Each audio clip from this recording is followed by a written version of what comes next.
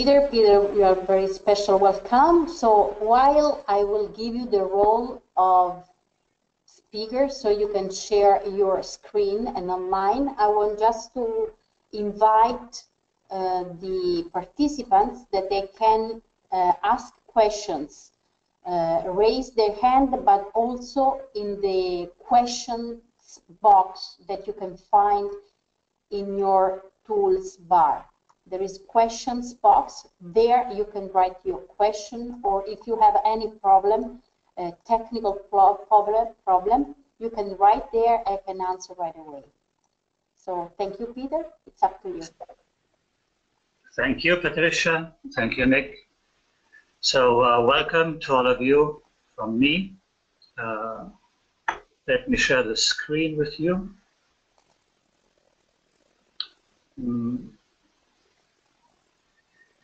I think Patricia will have to help me. Yes. Patricia, how do I share? You are already. I send you. How do you call it? I send you the invitation. Yeah. So did you accept it?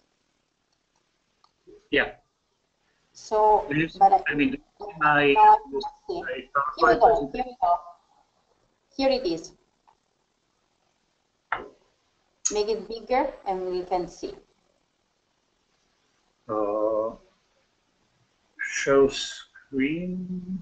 No, it's already shown. We can. It's already shared. Okay, so now you can see. But just make it bigger. Open it as a presentation. Like this. Bigger. Yeah. Okay, perfect. Thank you. Like this. Okay. So I hope to get this going.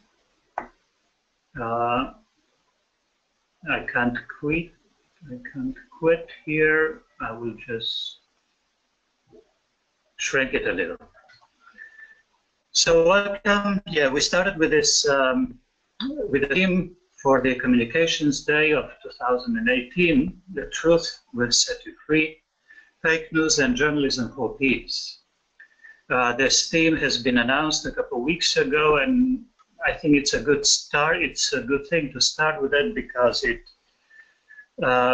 puts you in sync with the broader thinking in the society in general, but also with the church.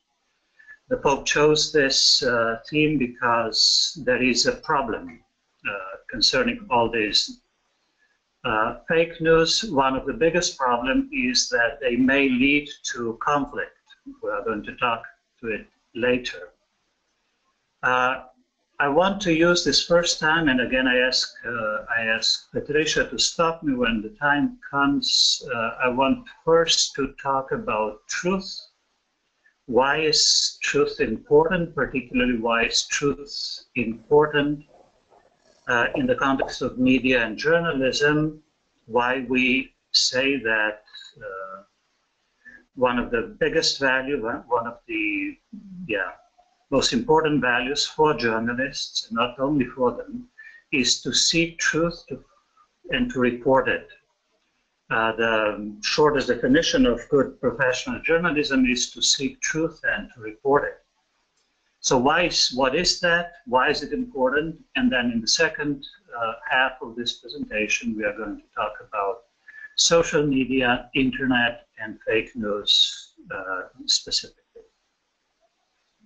So the definition that the Pope gives, the definition of fake news, is baseless information that contributes to generating and nurturing a strong polarization of opinions.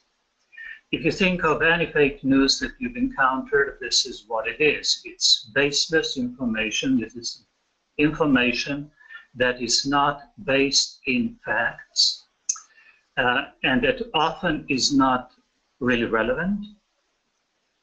And that leads to nurtures strong polarization of opinions, and this polarization, if it's not managed wisely, can lead to the opposite of peace. So it can lead to a conflict, and the conflict leads to bad things. So, and then the second key word here is professional journalism. So the Church, Pope proposes that it asks us all to help to promote professional journalism, which always seeks the truth, and therefore a journalism of peace that promotes understanding between people. Let's go a few years back. Some of you may remember the Caritas in Veritate. This is the encyclical of Pope Benedict. And in number 73, he speaks in a few sentences, so in a very concise way. He defines what media, and particularly journalistic media, are all about. This means that they can have the meaning and purpose of the media. They can have a civilizing effect not only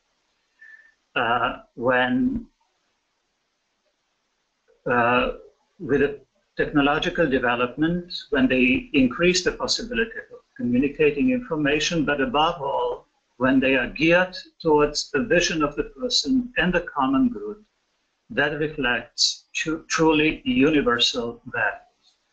At this point, I just want you to keep in mind these anthropological perspectives, so a vision of the person as it is revealed to us by Jesus, the vision of the common good, and not just any common good. It is one that reflects truly universal values, so values that are true for everyone, not just for me. And a little bit later down, he speaks to achieve goals of this kind, the media need to focus on promoting the dignity of persons and peoples. They need to be clearly inspired by charity and placed at the service of truth, of the good, and of natural and supernatural fraternity. So these are the key values. When the media seek that, then we may hope to be led, or we may construct a society that is peaceful and really human.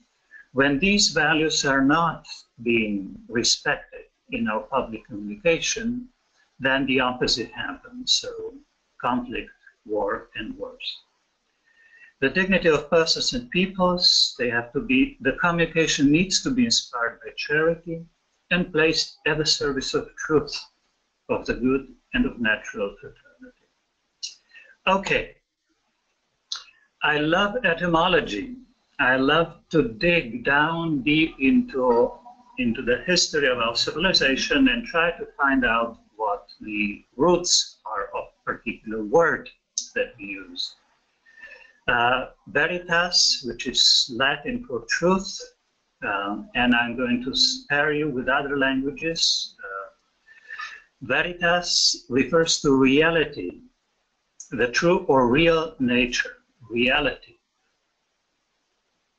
That reality is the key quality in journalism. A truthful journalism is a journalism that is based on facts. And if the facts are fuzzy, then there can be no truth. This is very important. It's an anchor. This reality, this aspect, is an anchor that grounds us to our lived experience. This is the key, and this is very important. There's some more. Also, the word truth, so the English or Germanic root of this concept refers to the same reality. And it adds another aspect to it, which is sincerity, candor, honesty. This, when you take both meanings of this word, you get close to what we think when we talk about truth, with not with a capital T, with a small t. But On the other hand, we Christians know that there is no shortcut to the capital T truth. The capital T truth and the lowercase truth, they are related. They cannot be in opposition to one another. And for most of us, in order to get to the capital truth, we need to take steps that respect the small, the truth as we encounter it in our life and in our experience. What is truth? So you all probably know who asked this question. It's very famous, but not a particularly loved person. What is truth? Many people will say, and this Pontius Pilate obviously didn't say is because he was really interested in learning what truth was. He was said, well, what is truth? Everyone has his own truth, right? And this is a little bit our situation today. So we are very skeptical. We basically don't believe that there can be such thing as truth.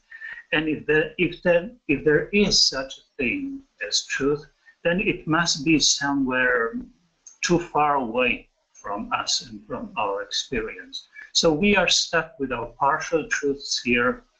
And the moment you accept this as a general truth, so that there is no truth, the moment you accept that, you also say, well, I'm not really going to pursue truth because I know I cannot get to it. I will just make sure that my truth prevails over yours, or over the truths that are not in accordance, that are not that are different, and that may be in conflict or in opposition to what I perceive as true. So this is a very dangerous proposition. The proposition that there can be no truth and that it is basically useless. It is a waste of time to try to get to truth. So we'll just peddle our own little truths and hope to prevail, to come out on the winning side. So journalism always, in the very idea of journalism, was this aspiration was to get to truth, to the bottom of it. At a societal level, journalism was driven by the values of balance, fairness, objectivity, accuracy, completeness, which all stand for truthfulness. A good journalism was one who was trying to get to the bottom of it and then presented it in a complete way, in a balanced, in a fair one. It was a service, as such, it was a service to the entire society, to the entire body politics. Now, the spread of social media seems to be eroding this practice that was born in the context of mass media. Journalism is a relatively recent, and speaking in times of civilizations, journalism as we know it it's a relatively recent development. 200 years ago, you didn't find journalists the way we find them today, so it was different. It was only in the last 150 years when journalism as a profession has come to be, and as a profession that serves the body politics, the society, not the employer, not the state, not my partial agenda or interest. The journalist as a professional serves the society. So this, what the popes said before, this general idea of good, of what is good, and was driven by universal values. So what is true and good in any context. Okay, so how do we get there? this, I will leave it for you so that you can laugh a little bit, but this often is a problem. The problem is psychological. We people tend to be lazy, and we are set up to be lazy. So if you go into the details of psychology, when you study perception as such, so how do people perceive things and how do people process things and stimuli and signals, you will see that in order to make it easier for us to survive, so in order not to spend too much of our resources and energy on processing information, we filter out most of what our senses perceive. One of the things that we filter out are those stimuli, are those perceptions that we don't like. And this is a very dangerous thing when we live in a situation where we take responsibility for not only for what is good for us, but also what is good for the society, for everyone, for the whole community and for the whole group. So this is a very, very tricky problem. We people tend to rather ignore, not see, or not accept as true things that we don't like, or things that we disagree with. So a wise person, therefore, is a person that is constantly suspicious of himself or herself, because she knows that I have this inherent bias in the way I see things, in the way I perceive and process information. And the inherent bias is that I will tend to discount what I don't like, or I will not even see it. Things that don't agree, with which I don't agree, that I'm not interested in. So this is, I guess, at the root of this problem that we have with propaganda in general and with fake news in particular. Fake news are close to what we used to call propaganda. We like to hear what we want to hear, and we don't like to hear things that don't agree with our interests and our positions. So critical thinking, that's the solution to the problem. Critical thinking is a method of thinking that produces concepts, ideas, arguments, assumptions, and conclusions that are both valid and useful. Valid, true, that means correspondence with reality. This, we are referring back to the original meaning of truth. They correspond with reality. They are plausible and they are accurate. So this is a valid conclusion. It corresponds with reality, is based on a lived experience. It is plausible, that's a second. If something is too good to be true, then our wisdom tells us it's probably not true. So plausibility and then accuracy, and I would add completeness also. So it's accurate in the sense that it's complete. It's not just, it don't just present one aspect of it. And it also needs to be useful. And this is another very big problem and a big idea. And the second one, the first one was only hearing what I want to hear and discounting what I don't want to hear. The second thing is, how do I use these, let's say, social media, my smartphone, and my other technological devices? We tend to get absorbed very, very easily into certain routines, into certain practices, into certain behaviors that are not really useful. The extreme case of this is addiction or dependency on so many things. Now, in recent years, we have dependency on or addiction to the internet, to the smartphones.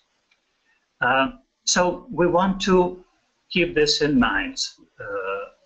A wise person, a mature person seeks truth and then is wise at using his or her resources. So we use the truth that help us reach specific goals. And if you put these two together, and if you look at how you use your smartphone or your computer or how you watch the media, you will see, you may end up asking yourself, so what's the outcome of this? If I read certain content, or if I'm exposed to a particular content, and if I see that this has become a pattern in my life, is that useful to me personally? But also, on the other hand, is this type of communication, are these contents, and particularly more so than contents, is this kind of talking, what goals does it promote? Does it promote the goals that we mentioned at the beginning? The goals of a good society, of peace, of all these positive values upon which a good society is built. Good.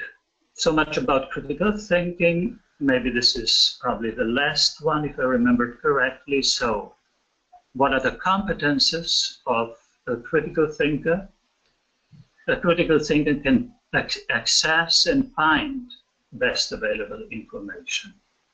So we just don't take as true whatever shows up on our screens. We are able to verify it, we are able to find the best available information, the information that is closest, comes closest to reality, to truth. Verify if it's meaningful and valid. We just talked about that. Evaluate with precision and rigor. So this is where a certain education of the mind also comes to mind. So I need to learn how to reason and evaluate information that I have. I need to use logic and other tools there. And then the competence to contextualize and give meaning to that, taking into consideration who originated and distributed it. So if I see a beautiful article that speaks of the quality and of beauty of this new model of a car, I need to know who is saying that. If this beautiful article was written by or paid for by the producer of that car, well, this context is very important to me. I need to know that. Who is saying whatever they are saying, and what does it mean? It's an advertising. Of course I cannot trust it at face value, because I know that they are going to emphasize, they want me to buy it. So they're going to say all the beautiful and good things about it that can be true and should be true, but they are not complete. The meaning there is a completely different. Okay. Maybe, Patricia, how are we with time? You still have, no, it's okay. We can have like just a short break. Yeah. Because I know that there are people who hardly could hear because of an echo and so on. So it might be good if we can have a short break to ask some questions, or just share some comments about, you know, what you are share with us, because I mean, okay, there are words that came to my mind, you know, like that the truth is connected with the reality, and the idea of the common good in the communication field. And again, how to recognize a truth or a fake news, or when behind the news there's also like a company that for economical reasons wants to manipulate actually the communication world. So thank you very much. I think it's worth it to have a short, I repeat, I invite people to ask questions in the, or just share comments on the questions box, or just raise your the hand and you can share, and I can give you the floor. It's better if you can, you know, talk directly and not write the questions, because so we can interchange a little bit, you know, otherwise Peter is thinking that he's talking by himself. That's the problem with this. So please invite, I just invite you to raise your hand and share some comments or questions.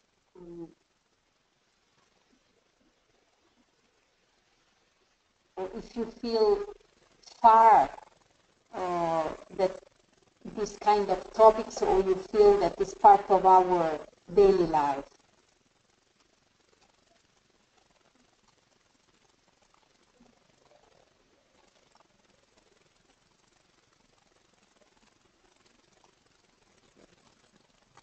Peter, you were too complete.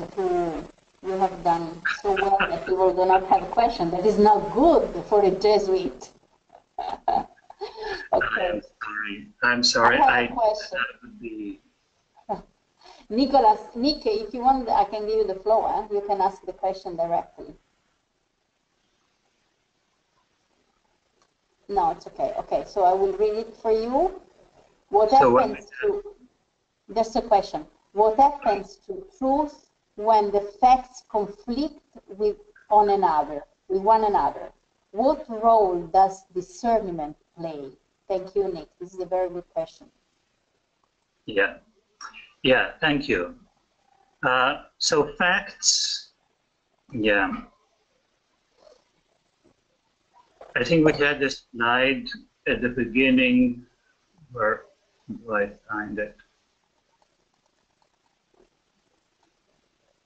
Democracy needs evidence for accountability. There may not be a single truth, but there are such things as facts. So this is a deep question. So what are facts?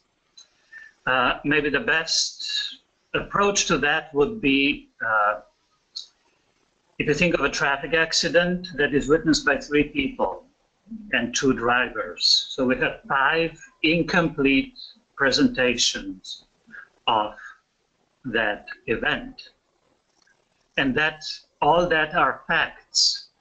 So a good journalist or a good person that is trying to come to the bottom of what happens puts them together, see if they contradict or not. So the principle of non-contradiction is the first principle of philosophy. And then say, okay, it looks like this is what happens. So the facts, we'll never get to the full and complete truths, but we have 5 descriptions, partial descriptions of what happened. And this is, well, you know, it's not perfect, but it works in most cases. It works sufficiently. And this is what we mean. So imagine that one of the drivers is your friend. So you will tend to give credence to what your friend says, to his view. But you also, if you want to be fair, you have to say, listen, yes, I understand that I have a particular relationship with my friend, and I will take that into consideration. I will not hide it. I will explain to all people or to the judge when I need to. When there is a hearing, I will say, listen, this is what I saw, And by the way, I think it is significant in this context. I also tell that we are friends, so please keep that in mind. I didn't lie, but it's quite possible that my perception of it was filtered through the fact that I know this other guy, one of the guys who was involved in that. So these are all kind of elements of how to get close to the complete truth, which never in our lives can be the truth with a capital T, obviously. We don't see things with God's eyes. But when we put together what we can, and this requires a lot of work, we can get close to that. I'd say reasonably, it works reasonably well in most cases. Thank you, Peter. Truth is rarely, facts are rarely the big problem. The problem are interpretations of the facts. Let's say two cars move and approach each other and crash. That's a fact. So why did they move in such a way that they crashed at the end? We tend to read intentions.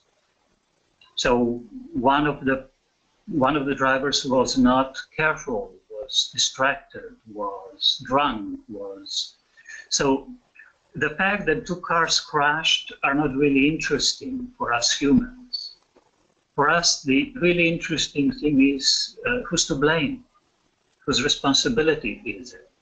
What can we do? Can we learn something in order to prevent this kind of things happening in the future? So the causality, this is what really drives a lot of things. And then different interpretations of the fact. What was it? Was it a person irresponsibly driving, or was it an accident? Was it an accident in the sense that there is no one is guilty for it? There is no one has really a predominant responsibility, and so on and so on. Peter, we have other questions. Thank you. Nick is very grateful for your answer. I would like to give the floor to Georges Leverne. You are in, George? George, do you want to say something? Okay, perhaps he raised the hand by mistake, okay? Okay, the question that I found here there are one consideration and a question. No doubt that this is part of our daily life. We receive and share lots of messages, and many of them are not true. What a challenge to help our members to discern and not to share things without checking the source. Many thanks for your valuable information. The other one is a question. Does the phrase alternative facts mean partial truth or lies? Alternative facts? Alternative facts. Yeah. What does it mean? Partial truth or just lies? Well, I'm not following what's going on in the United States very closely, but I think this is used if it is used by a politician or a guy who wants to sell you something, so advertiser or a political organization, we have two forms of interested speech. And then we have journalism that strives to be kind of above supra partes, that means above the sides. So when a politician or an advertiser, someone who wants to show you, to sell you something, when they use things, you have to keep in mind that they want to sell you something.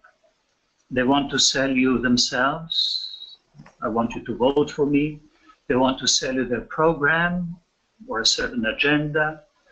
Or if they're selling cars, as advertisers do, they want to sell you their car. So when they use this concept, alternative facts, it has to be taken in this concept. This is a political interested speech, just like advertising is a commercial interested speech. So don't be too, you have to take it with this a little bit of, cautious, whatever it means. It can be used, when I saw it a couple of times in the context of the US political communication, I thought it was used simply as a method of distraction. So they wanted to what do you call it, to divert people's attention or journalists' attention to what they, away from something or towards something that was in their interest.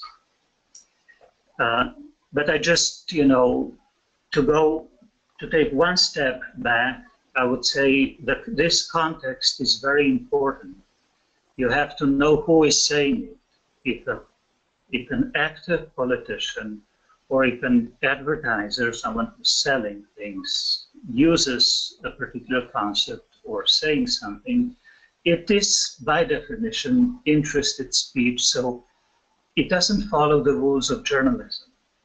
A journalist will never use the word alternative facts. The journalist will say, well, there are no alternative facts. There are alternative opinions and alternative explanations. This is quite possible. How do we interpret a particular fact?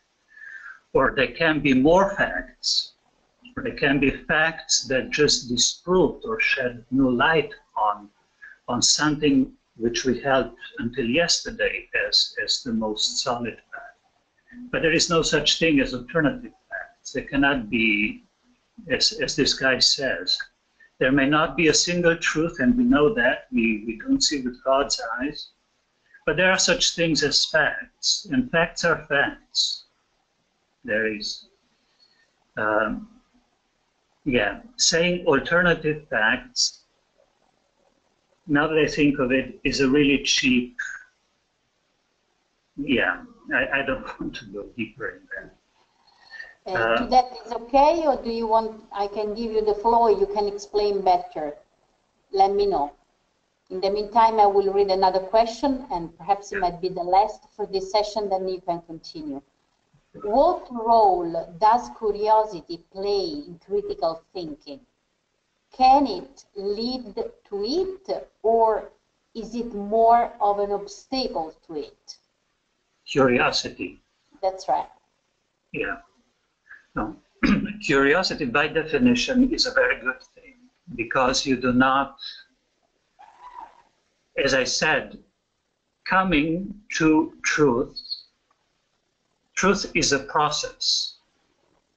God is truth, but we are not that. So we can approach it, however, and this process of getting closer to truth is only possible because we are not satisfied with what we already know.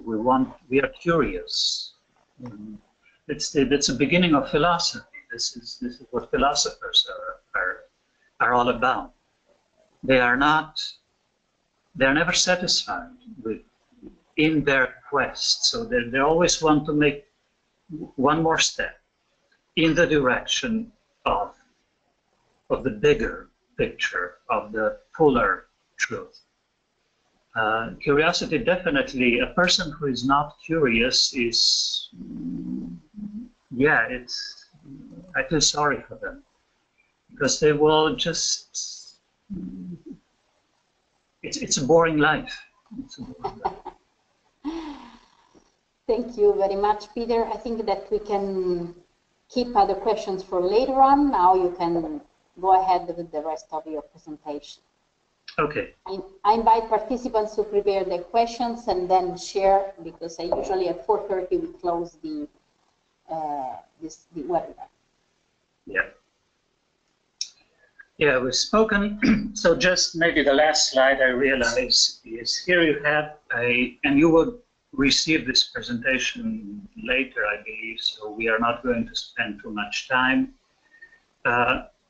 Here I speak of layers of truth, so not every deception, just like we never get to the full truth, so on the opposite end there is a gradation, there is a layering of deception also. And it starts with a pure invention, fabrication, and then it goes also to less strong forms of deception or of untruth. I'm not going to say much about it here, but I just want you to say that it's useful to keep in mind that we have two opposites of truth. One is ignorance, and the other one is deception. So both, these are not the same thing. We are interested, at some level, we are interested at getting to the fuller truth, getting closer to truth with capital T. However, in our interpersonal relationships, there is also this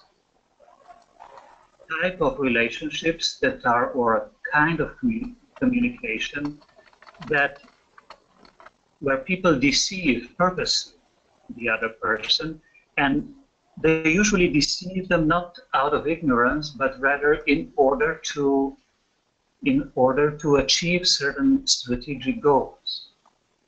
For example, advertising is a perfect example of that. Advertising, by definition, is deceiving because the advertisement will never talk about the negative aspects of the product. The product that is being advertised will always be presented as perfect. And this is not a lie. It's a deception, however, because it's not complete.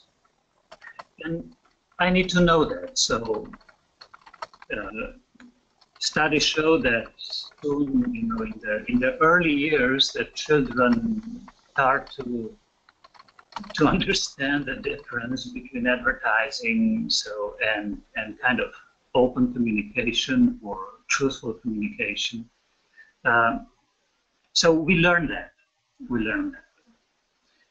This, however, the second meaning of, or the second opposite of truth, which is deception rather than ignorance, this deception plays a very, very vital role in our social communication, particularly in political communication, and not only.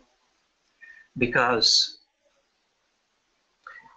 ideally, you have political parties that agree, all different political parties agree on one thing. We want to do what is good for the society, for the state. But they have different recipes for how to get there. One will take this path, the other one will take another path, but a legitimate political party, all of them, have the same goal. They agree on that. We want to do what is good for our people. Now, when these political parties talk to me, I have to understand two things. First of all, I have to judge whether they're really legitimate, because a political party could only be interested in helping their own and not the entire society. So with our understanding, the entire social teaching of the Church always emphasizes, and we read it at the beginning, goals have to be good and universal. for every member of the society. They have to be good, not just for my group. So this is the first thing that I need to assess as a mature citizen. When I listen to political parties, I have to figure out, are they really pursuing what is good for us as a whole, or are they merely interested in pushing their partial interests? So are they only focused on helping, promoting one group or one agenda that leaves behind another group? The second thing that I need to know as a mature citizen is that whatever they say, will, by definition, it will be biased, because they really believe that this is the path to get there, and they will say whatever they say because they want you to believe, and then you want to endorse them. You want you to give them your vote so that they can actually get power, your power from you, and enact what they want to do. And this is where it gets problematic. A wise citizen knows both of these things, and is attentive to that, and will always have this critical attitude towards any politician, and more so towards the politician with whom he agrees, because a critical thinker knows that he will hear what he wants to hear. And politicians exploit that, just like the advertisers exploit that.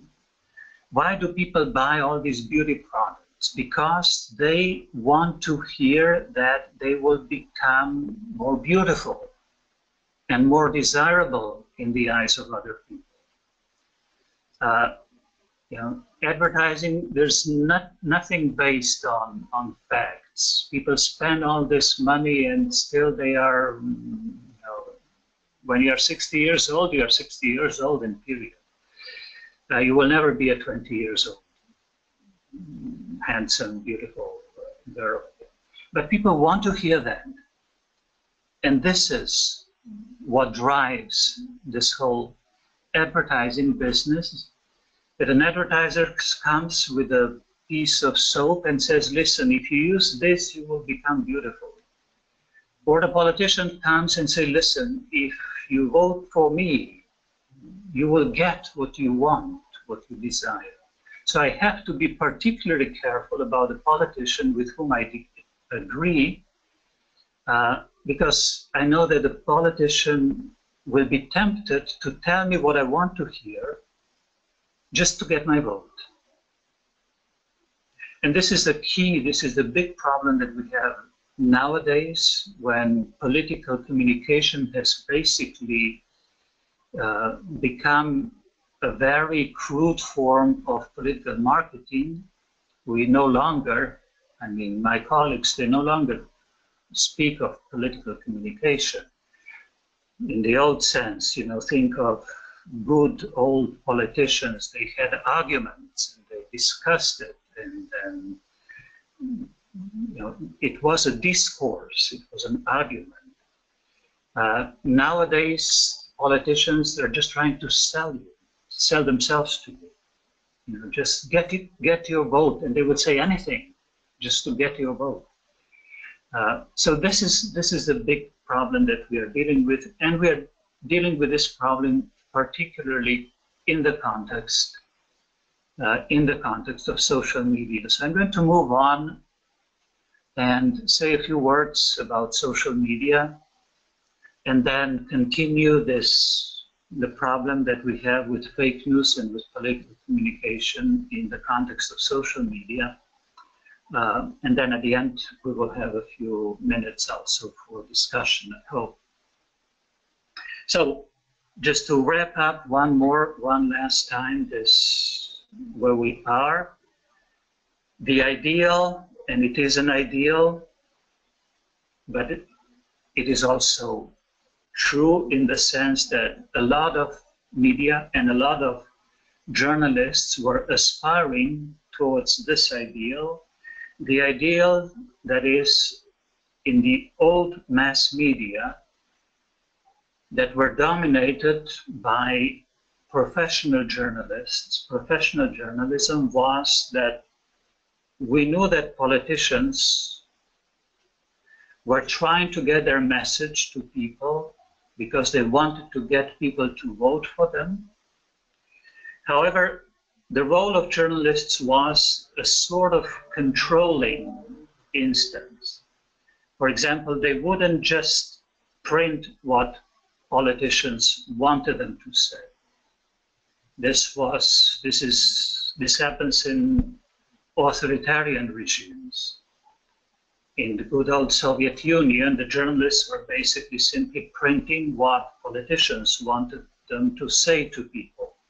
However, in a democracy, the journalists had autonomy, and they were held to the standard of truth and truthfulness. So if a politician says something, the journalists will take that seriously, but then they will also verify it. They will fact check it. If it turns out that a politician was wrong, they will say, no, this is not the case. You know, your statistics don't work. We can check the statistics and we can see that it doesn't work. So there was this check and balance between the political system and journalism, from which people benefited, because people usually don't have as much time and they don't have as much resources to do the research as journalists do. The journalists have all their time to double check what politicians are saying, and by doing that, they were helping us people. You could hear, if someone was interested in something, opening the journalistic media, you can get different perspectives of the same problem, and you also get the checks, so you can get closer to the facts, because different journalists and different media taken together, they will present fairly well. They will paint a fairly good, accurate, complete picture of things that are important for us citizens. With social media, we lose this journalism pole, because the essence of social media is that now everybody can communicate. Me, you, everyone else, we can communicate. If I open my Facebook, the page is not like the front page of any newspaper in the past. My front page on the Facebook, or if I type something into the Google, the first 10 hits, they were not edited by journalists. They were written, they were shared by people like me, who are not professional journalists. And what do people like me do? Well, you read something or you hear something and you are excited about it and you share it. Or you are really pissed off and you are angry about something and you share it and maybe comment.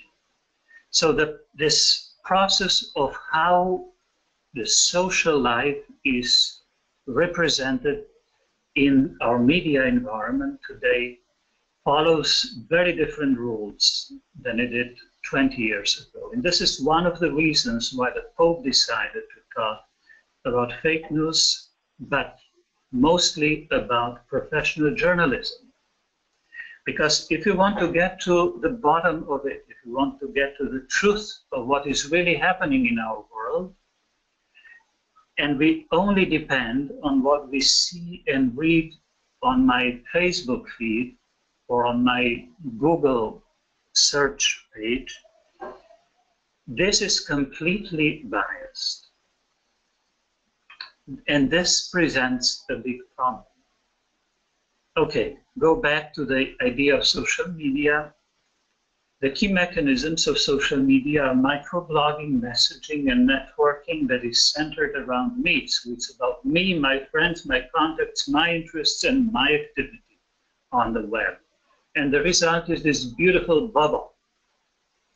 Facebook and social media, more in general, create the bubble or the echo chamber in which I only hear and see echoes of me, of my interests. Why is this a problem? This can become a problem in family or in a small religious community if it's all filtered through my interests and my ways of seeing things. We all know that a community or family cannot work. However, it presents a much bigger problem for the society, because a society, a modern society in particular, is defined as a social space where different people can live in peace. We've had wars of religion in the past, and we've had wars, the tribal conflicts and ethnic cleansing and all that stuff. This happens when people are unable to live peacefully with someone who is different. It is possible to live in peace with difference. It takes work, however. And part of this work was done in the past, and I'm constantly referring to a modern democratic societies, pluralistic societies. Part of this work was done by these journalists that were driven by this professional ethos of being fair, being balanced, getting to the bottom of things. Do not jump to conclusions too easily and too quickly. Have a distance. Make sure that you are autonomous and independent of other big powers like political parties or politicians. Or also have your distance towards your employers. A classical journalism, to this very day, if you look at the democratic constitutions and at laws that govern democratic societies, you will see that journalists have a special privilege. They cannot be neither a politician, nor a judge, nor the guy who pays their salary. So the owner of a medium can violate their professional judgment. Societies differ in the level, in the strength of this protection, but in every democratic society you have this protection. Journalists are protected because they need this autonomy from everyone who has power. If they don't have this autonomy, journalists became instruments of power, as it happens in totalitarian regimes, or as it happens in purely advertising-driven or commercial-driven media. However, in a healthy society, they have this protection because they help us to see the full picture. Social media are not journalistic media, are media that are created by me and that are run by for-profit organizations. And whatever I see on my page, on my home page, on my wall, on my screen, in other words, I have to be very careful about it. I have to be aware that, okay, everything is very biased. And the biggest and the most the most dangerous bias of it all is that it all mirrors me. You remember this cute slide? Where is it now?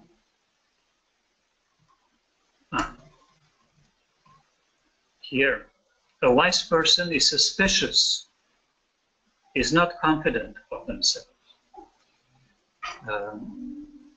Okay. We've said this pretty much. So let me say a few words about how Facebook, Google, and all these social media, how they work.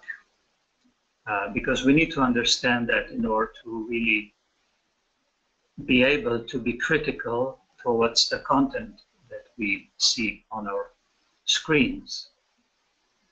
So the secret ingredient with social media, with networks particularly, are the relationships. They are built on the relationships that I, as a user, have towards other people, other users, and towards things, particular things that I might be buying. In that sense, Facebook is the virtual extension of my acquaintances, of my interests. It's built around me and for me. If you try to understand what you see on your homepage, what you see on your wall, what you see on your screen when you search for something with Google, this is a selection. Now, every second there are millions of posts created on Facebook. I only see 2. So how come? Who filters the whole thing? Who's eliminated all of them but 2? So I did, and helpful, and the Facebook helps me. I told the Facebook who my friends are. I told the Facebook what pages or what articles, what blogs I like. And Facebook is constantly reading my interactions and analyzing all my interactions with the online environment. So what I watch, what I say, what I type, everything. And it uses that, all these combines that into the Facebook really wants to understand me as deeply, as completely as possible. The Facebook is not interested in my name. It is interested, however, in what I potentially am going to buy. And in the realm of political communication, it is also interested in how I feel about certain issues that are important in any given society at any given moment. Because just like someone who is selling cars, if he knows that I'm looking for cars, will try to get to me with his ad, with his offering.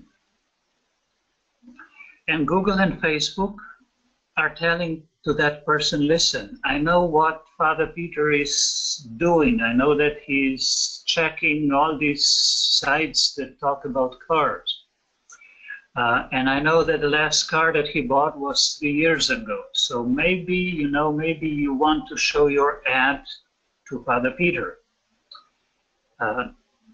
And the guy that wants to sell me the car will pay Facebook and Google in order to because these ads in the online environment have to go through Facebook and Google, and it will show up on my screen that Google and Facebook control. So this is how it works. And it also works in the political realm. If someone is really making their political campaign on the issue X, It doesn't matter which issue it is. They want to make a political career, presenting themselves as someone who really care deeply about X and want to solve the problem X. Facebook and Google know what my interests are. And if my interests match with the X, they will sell me to that politician, just like they sell me to that guy who's selling cars. This is why political campaigns are so expensive nowadays, because the politicians need to buy from Facebook and Google, need to buy all this information that only they have. We spend a lot of time, and most of our activities today pass through the internet, and the big gateways to the internet is Google, is the biggest, and then also Facebook and other social media that that can observe my behavior. And not only, but these are the biggest. So this is how this thing works in the realm of social media. I get exposed to what I am already interested in. I will get to see things with whom I agree. And if the Facebook and Google know that I really can't stand something, that I really feel strongly in negative terms about something, they will not show it to me. However, they will show that information to someone who might want to exploit it. If they know that I really cannot stand whatever. Why? A politician can come to them and say, listen, give me all people who really cannot stand why, because I want to fire them up with my message. And this is what we call negative advertising in politics. All those messages and posts to which we have gotten used about people and about certain issues that are not true or that are propaganda. They are not journalistic pieces. They are propaganda in the sense that they were constructed by a certain politician, not to persuade me for their cause, but rather to take down their opponent, the opponent that is identified as agreeing with something that I really can't stand. So this is what I see on my homepage. I see things that speak to my interest, and I see things that someone with whom I don't agree, but someone, however, uses it as a way to fire me, to fire me up, so to really engage me against something that benefits him. And this is the problem with the fake news. I'm referring back to the initial text by the popes. Why peace is so important. The fake news, so this kind of political propaganda in the context of social media, work against peace in these two ways. Once, it closes me into my bubble. I don't see others anymore. I only see people that are like me, people with whom I agree already. And the second thing, since people now have become skeptical and we don't trust any politician, and politicians have known that for a long time, this precedes social media, they did, however, find in social media, in the internet, a very good tool to pour oil on negative feelings, and to take advantage of these disagreements or of these negative feelings that people have, to use them in order to create division. So it nurtures these divisions between people. People don't know each other any longer because they live in this bubble that they create that is made of their friends and their interests. And Facebook and Google continue to feed them the information that with which they agree. And we are seeing it increasingly in these last years. The political campaigning has become primarily about solving division and conflict and taking advantage of these divisions and of conflicts. Take Brexit, for example. People didn't propose anything. They just painting castles in the sky, eyes in the sky. The politicians now are all lost because they cannot make it work. You cannot make work Brexit. Great Britain and Europe are going to pay for it. However, with the help of social media in particular, enough people were fired up, people who were unhappy for that or whatever reason with the current status, with the current state of affairs. Enough people were fired up and then motivated to go and to vote for Brexit. Because they were only listening to what they wanted to hear. And some people strategically use the social media, the knowledge that Facebook has about me, that Google has about me and my inner thoughts and inner feelings. They use that knowledge, they paid Facebook and Google, or they simply use the way the Facebook and Google work in order to fire up these people with these negative messages and just to tear down certain things. And this doesn't stop with Brexit, obviously. We can see it in many of our societies. With this negative, yeah. I would like, I don't know if we can close this session to leave some minutes for questions, because I have some questions already on there, but I don't know if you want to conclude. Yeah, this is all. I'm done. Thank you very much. You're welcome. I still invite, we have just a few minutes. A couple of people had already to leave, but I would like some people, to raise their hand to speak loudly, directly to you. So we didn't hear any voice from the participants, and this is not good, talking about communication. So I would like, while I read some of the questions that they sent, I would like people to raise their hands to ask the question or just share a comment about this reflection. Thank you very much, Peter. It was very clear, very inspiring, and this is something that we live daily. So thank you very much.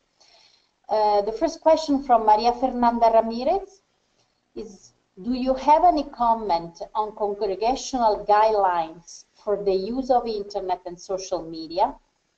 Are there helpful tools, links, articles to help the leadership teams to go about it and produce those guidelines? I think that, perhaps Nick too can say something in this direction, because the CWR is working towards these guidelines. So Nick, perhaps you can say something later on. Peter, I will read also the other questions so you can decide how to answer. Yeah. Marides asks, are there existing laws against fake news? What actions can we take when we encounter fake news? Is there an office, website, contact where we can report fake news? And the last question is from Beth. Important point about impact of Bible on religious community. What advice to pop this bubble in a practical way? What is it? Bible? What advice to pop this bubble in a practical way? You mean Bible?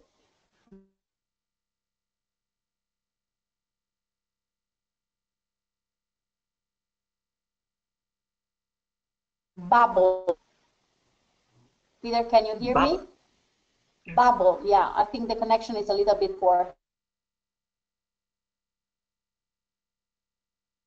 here at the US.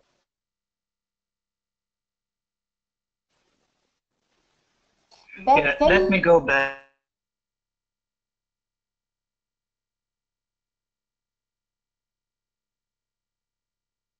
to, you hear me now? Beth? Yeah, we are talking about bubble, I guess, right? Yeah, that's right, bubble, yeah. Okay.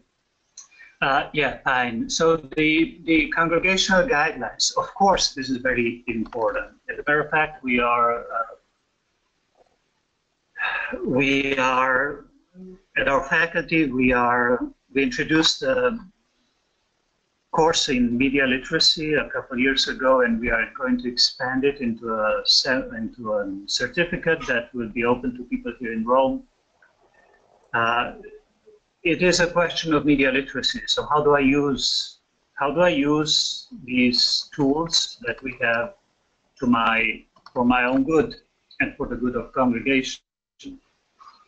I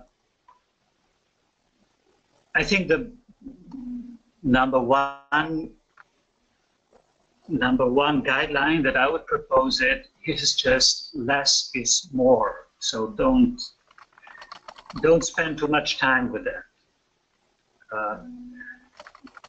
For an individual person, because the biggest problem, I believe, is due to the fact that we are spending too much time. So increasingly, our conscience, our imaginary, our brains are being fed not by what we experience on the street or in the fields, but what we see, what gets to us into our mind through the screens. So in that sense, media have become very important because they are shaping our imaginary, our minds.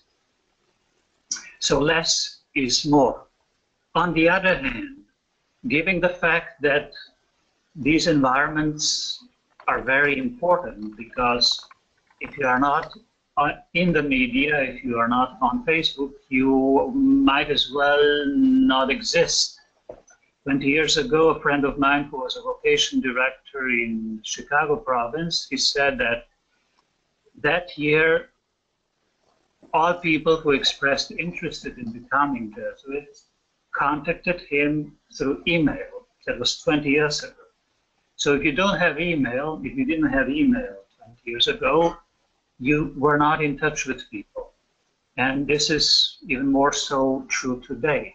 However, again, you have to be wise and use them, make good use of these instruments and of this time that you spend in this internet environment. The second question was, help me, I forgot. About the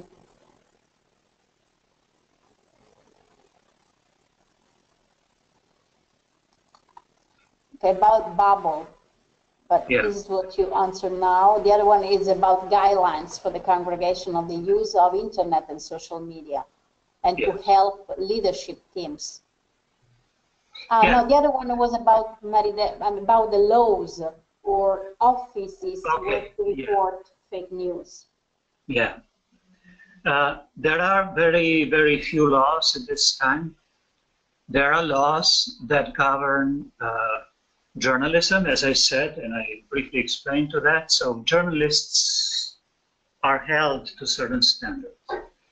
There are laws that govern commercial communication, so advertising. But there is no such thing as laws that govern social media, because by definition, social media are contributed by, are made by me and by you and by 3 billion other people. So it is not, the social media will tell you, we just provide this environment, this structure in which people can say whatever they want. So if you want to regulate social media, you by definition are infringing on people's freedom to express themselves.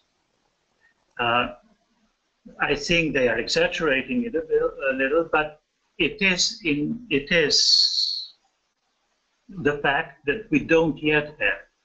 I think we'll get there, but right now it's also a question of money then, because the moment you start to kind of clamping down a little bit on these social media, Facebook and Google are bound to lose a lot of money. And if you go on the internet and search how much they are worth, so how big economically they are, you will see that they are much bigger than most of other companies in the world. So they don't want to lose that money, and they have a lot of money to spend on politicians to favor, to promote their interests. That unfortunately that is also a fact. And this means that at the moment, for the time being, it is very important that we ourselves become critical users, critical readers of what's going on. And yeah, just don't read stuff. The most important thing, okay, the key word, maybe this can be our conclusion. The key word at social media talk, the key currency in the social media is engagement. So the more people engage with a post, the more important that post, that content becomes. If I have 10 million followers, then I'm by definition, in the context of social media, more important than someone who only has 1 million or only 10. If my content is being liked so often, or if my content is being shared so often, that means that this content is more important in the mind of social media, which means that the social media will start to push it and to promote it, because this is how they judge what is important. We as human persons know that the size doesn't correspond to the importance. You know, if Madonna has more people in the stadium than the Pope, then okay. She has more people, but it doesn't mean that her message is better, or it doesn't mean that she's more important, globally thinking. We know that. Facebook and Google don't. So they will push and promote whatever has more clicks, whatever has more likes, whatever has more shares. So one thing, the little thing that each of us can do starting right now, is never click or share or comment something that is not good. Because by simply clicking or sharing it, you have promoted it. The same mechanism works in our interpersonal relationship and communication. If whatever I say, the moment that I said it, I already promoted it. So less is more. You know, don't push. So don't engage. Don't click on things that you don't think are good, or that lead to division, that lead to people wasting time, that lead to people getting angry. Just don't do that.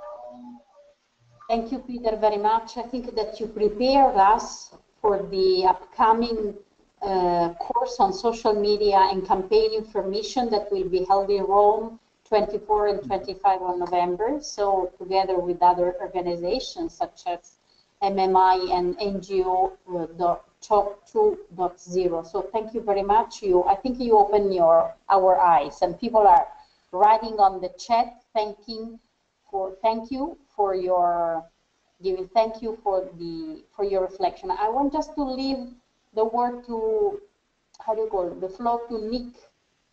Yeah. Because he's, you can unmute your microphone, Nick. I'm sorry if there are other questions, but we don't have time. Nick, your microphone, Nick.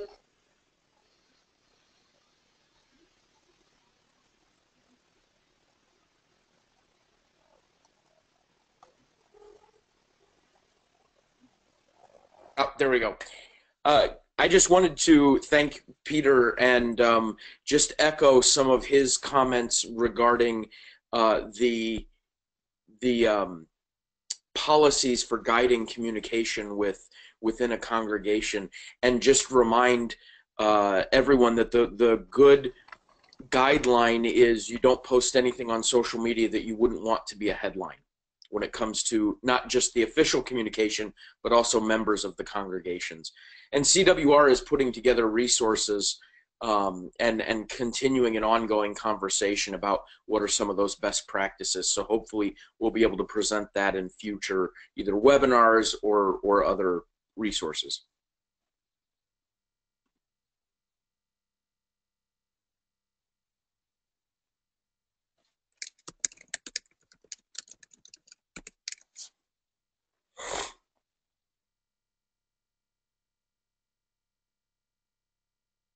Sorry, I was talking but my microphone was off. Sorry. Thank you very much, Peter and Nick, because your organization, Nick, is helping a lot the communicators throughout the world who work for religious people, because the guidelines on such issue are so important within the congregation. So we have to work more on this direction, and also creating networks between universities, and organizations like CWR, MMI, and the USG. So thank you very much again to all of you. Thank you for participating. Thank you for your patience. The next webinar will be in Italian and will be in November 29th. And we will talk more in general about digital media and the impact on our life. So thank you again, Peter. You're welcome. Thank you for the invitation. And you will also receive the PowerPoint, the Peter's PowerPoint, and the recorded video, so you can also share with in your congregation. So thank you very much to all, and have a nice evening or day. It depends on where you are following us. Thank you. Bye-bye. Bye-bye.